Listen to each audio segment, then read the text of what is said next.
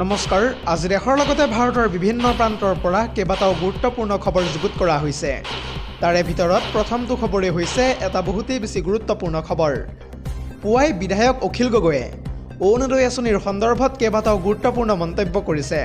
আৰু এই সন্দৰ্ভত অখিল গগৈয়ে কি মন্তব্য কৰিছে বিতংভাৱে সবিশেষ তথ্য চাওঁ আহক। পুনৰ জনাইছোঁ, 1250 টকা নহয়, অৰুণোদয় হিতাধিকাৰীয়ে মাহে লাভ কৰিব প্ৰায় 3000 কোটি টকা। লাখ লাখ অৰুণোদয় হিতাধিকাৰীক দিয়া হ'ব প্ৰতি মাহে 3000কৈ। লগতে 2024ত চৰকাৰ গঠন কৰিলেই দিয়া হ'ব এই বৃহৎ পৰিমাণৰ ধনৰাশি। এনেদৰে এতিয়া ডাঙৰ ঘোষণা কৰিছে ৰাইজৰ দলৰ সভাপতি অখিল গগৈয়ে। ইয়াৰ উপৰিও অখিল গগৈয়ে কয় যে আমি চৰকাৰলৈ আহিলেই অৰুণোদয় আঁচনিত 3000 কোটি টকা দিম। আমাৰ চৰকাৰ আহিলেই সকলোৱে লাভ কৰিব এই আঁচনিৰ সুবিধা। ইয়াৰ উপৰিও অৰুণোদয় আঁচনিখন যিহেতু এক ধাৰাবাহিক আঁচনি, বিহাৰৰ মডেললৈ 24ত ইলেকশ্যন খেলিব বিচাৰিছে ভাৰতীয় জনতা পাৰ্টীয়ে। আৰু তাৰে পৰিপ্ৰেক্ষিতত বিৰোধী মিত্ৰজোঁটলৈ ভয় খাইছে এতিয়া বিজেপিয়ে। চৰকাৰে যিমান ধন দিয়ে লৈ থাকক হিতাধিকাৰীসকলে, পাৰিলে অসমৰ প্ৰত্যেকগৰাকী মহিলাকে অৰুণোদয় দিয়ক হিমন্তৰ চৰকাৰে। বৃদ্ধ পেঞ্চন, বিধৱা পেঞ্চন, দিব্যাংগ পেঞ্চনো পাৰিলে 4000কৈ কৰক হিমন্ত বিশ্ব শৰ্মাৰ চৰকাৰে। ইয়াৰ উপৰিও চাকৰি কৰা মহিলাকো পাৰিলে 8000কৈ দিয়ক হিমন্তৰ চৰকাৰে। এনেদৰে এতিয়া পোনপটীয়াকৈ হিমন্ত বিশ্ব শৰ্মাক মুকলিভাৱে দাবী জনাইছে ৰাইজৰ দলৰ সভাপতি অখিল গগৈয়ে। পৰৱৰ্তী খবৰটো হৈছে আন এটা বহুতেই বেছি গুৰুত্বপূৰ্ণ খবৰ, কিয়নো ভোট দিবলৈ নাপাব 26ৰ নিৰ্বাচনত সন্দেহযুক্ত মিয়াই। ভোটাৰ তালিকাৰ পৰা কিয়নো কৰ্তন কৰা হ'ব অবৈধ লোকসকলৰ নাম। আৰু এই সন্দৰ্ভত মুখ্যমন্ত্ৰীগৰাকীয়ে কি মন্তব্য কৰিছে বিতংভাৱে সবিশেষ তথ্য চাওঁ আহক। পুনৰ জনাইছোঁ, ভোট দিবলৈ নাপাব এবাৰ সন্দেহজনক মিয়াই। ভোটাৰ তালিকাৰ পৰা যিহেতু কৰ্তন কৰা হ'ব তেওঁলোকৰ নাম, যেনেকৈ হওক বাংলাদেশীৰ পৰা আমি মুঠতে মাটি উদ্ধাৰ কৰিবই লাগিব। অবৈধ মিয়াৰ দখলত আছে যিহেতু বহুতো মাটি, আৰু এই বিষয়টো চোৱা আমাৰ সম্পূৰ্ণৰূপে দায়িত্ব আছে। লগতে অবৈধ মিয়াৰ নাম ভোটাৰ তালিকাৰ পৰা কৰ্তন কৰাটোৱেই হৈছে আমাৰ এজেণ্ডা। এইবোৰ কাম কৰিবৰ কাৰণেই মানুহে আমাক যিহেতু ভোট দিছিলে। 2027ৰ লোকপিয়লে অসমলৈ কঢ়িয়াই আনিব এক দুৰ্ভাগ্যজনক বিষয়। আৰু এই লোকপিয়লৰ মতে ভয়ংকৰ হাৰত বৃদ্ধি পাব বাংলাদেশী মুছলমানৰ সংখ্যা, অৰ্থাৎ বাংলাদেশী মুছলমানৰ জনসংখ্যা এইবাৰ 40% বৃদ্ধি পাব। এনেদৰে এতিয়া ডাঙৰ মন্তব্য কৰিছে ৰাজ্যৰ মুখ্যমন্ত্ৰী হিমন্ত বিশ্ব শৰ্মাই।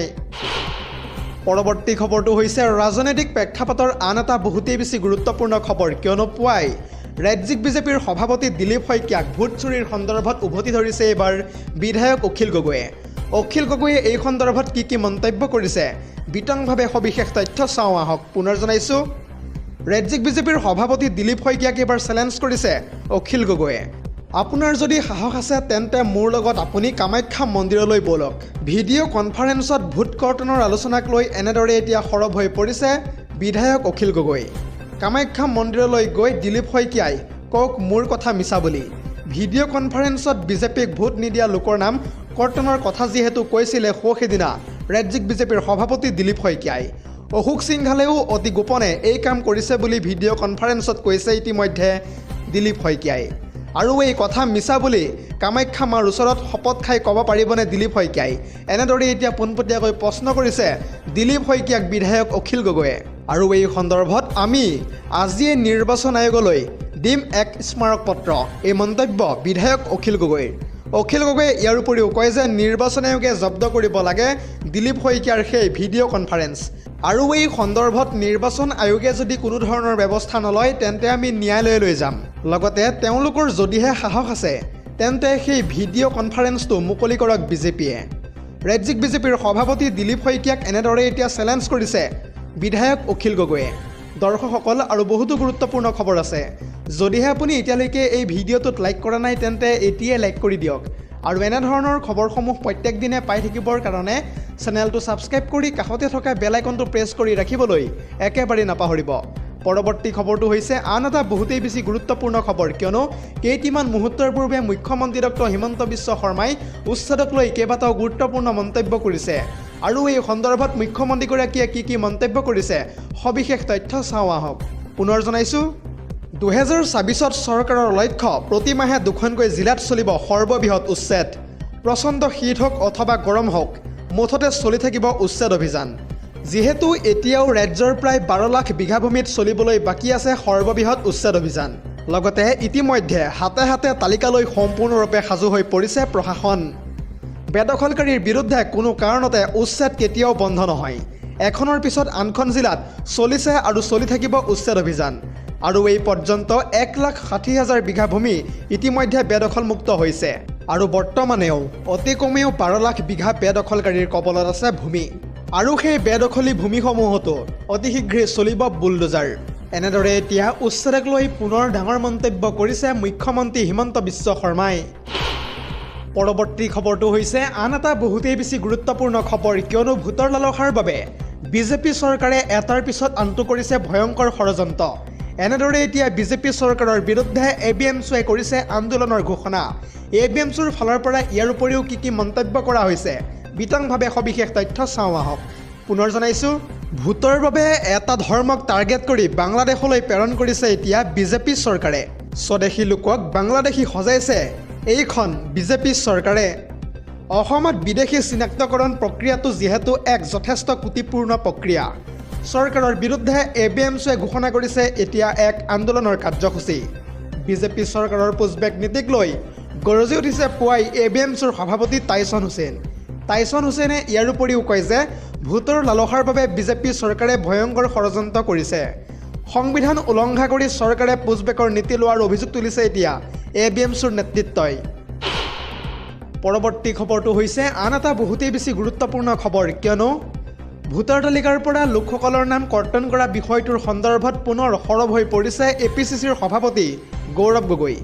গৌৰৱ গগৈয়ে এই সন্দৰ্ভত মন্তব্য কৰি কয় যে অসমবাসী ৰাইজৰ সৈতে চৰকাৰে কৰিছে এক ভয়ংকৰ অন্যায়।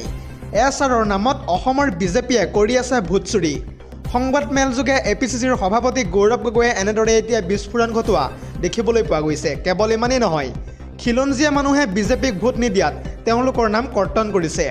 অসমৰ বাহিৰৰ মানুহৰ নাম ভোটাৰ তালিকাতো সুমুৱাইছে। আৰু ইমানখিনি হৈ যোৱাৰ পিছতো কেন্দ্ৰীয় নিৰ্বাচন আয়োগে কি স্থিতি গ্ৰহণ কৰিব বুলি এতিয়া প্ৰশ্ন কৰিছে এক প্ৰকাৰ গৌৰৱ গগৈয়ে।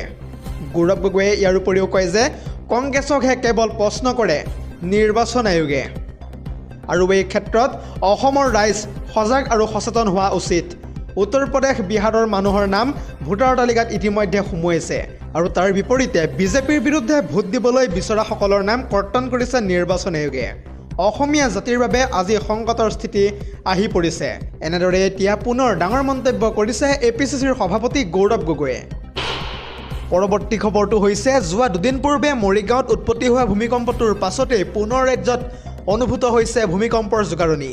আৰু এই ভূমিকম্পৰ অভিকেন্দ্ৰ ক'ত আছিল এই সন্দৰ্ভত চাওকে আমাৰ এক্সক্লুচিভ প্ৰতিবেদন। পুনৰ জনাইছোঁ, ৰাজ্যত পুনৰ অনুভূত হৈছে ভূমিকম্পৰ জোকাৰণি। প্ৰান্তে প্ৰান্তে ভূমিকম্পৰ মৃদু জোকাৰণি ইতিমধ্যে অনুভূত হৈছে।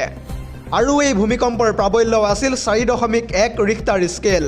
তথ্য অনুসৰি 6:30 অনুভূত হয় এই ভূমিকম্পৰ জোকাৰণি। ঢেকিয়াজুলিৰ পৰা প্ৰায় 14 কিলোমিটাৰ নিলগত ভূমিকম্পটোৰ অভিকেন্দ্ৰ আছিল বুলি জানিব পৰা গৈছে।